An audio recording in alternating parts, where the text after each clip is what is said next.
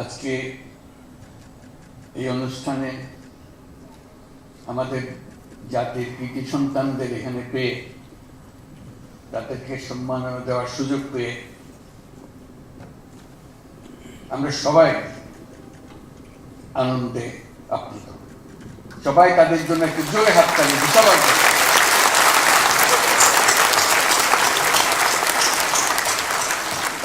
বিশেষ করে নারী ফুটবল টিমের জন্য। তারা আমাদের হৃদয়ে স্থায়ীভাবে আসন নিয়েছে। তারা আমাদের জাতিকে বিশেষভাবে উদ্বুদ্ধ করছে, সেজন্য আমরা তাদের প্রতি কৃতজ্ঞ।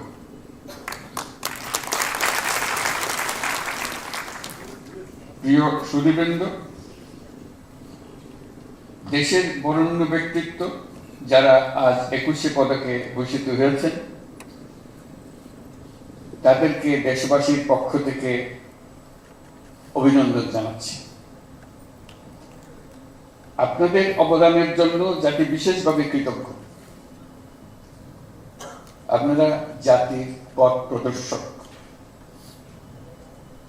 আপনাদের অবদানে উদ্বুদ্ধ হয়ে জাতি দৃঢ় বিশ্বাসে জাতিপুঞ্জের মজলিসে ক্রমাগতভাবে উন্নততর অবস্থানে নিজেকে প্রতিষ্ঠিত করবে।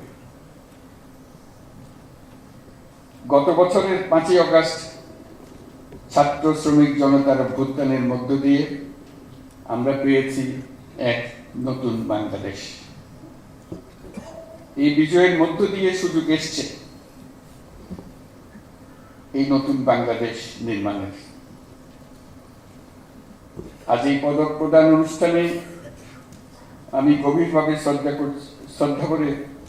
শ্রদ্ধা করে স্মরণ করছি দেশমাতৃর জন্য বিভিন্ন লড়াই সংগ্রাম, 52 ভাষা আন্দোলন, 71-এর মহান মুক্তিযুদ্ধ এবং 24-এর গণ অভ্যুত্থানে যে সকল সাহসী ছাত্র শ্রমিক জনতা প্রাণ বিসর্জন দিয়েছেন এবং আহত হয়েছেন তাদের সকলকে।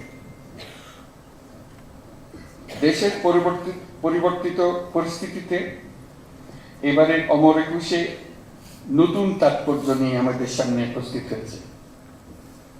আমরা জানি 21শে ফেব্রুয়ারি আমাদের আত্মপরিচয়ের অবিনাশী স্মারক।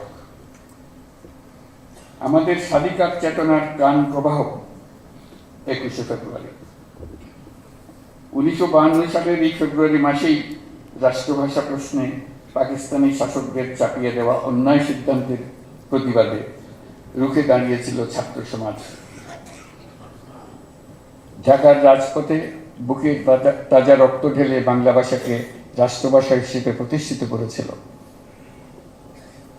এই ভাষা আন্দোলনের মধ্যে দিয়ে আমাদের স্বাধিকার চেতনার এক অবিশ্বাস্য জাগরণ সৃষ্টি হয়েছে।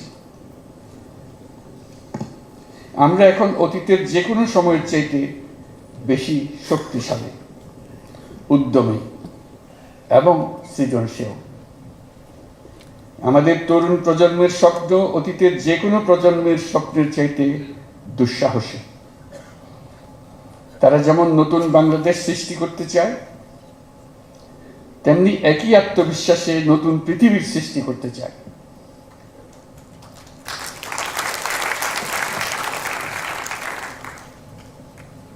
নতুন পৃথিবী সৃষ্টিতে তারা নেতৃত্ব দিতে চায়। সেই নেতৃত্ব দেওয়ার জন্য তারা প্রস্তুত। ছেলেরাও প্রস্তুত, মেয়েরাও প্রস্তুত। তারা ঘুণে ধরা আত্মবিনাশী সভ্যতার বন্ধনমুক্ত হয়ে তাদের স্বপ্নের নতুন সভ্যতা গড়তে চায়।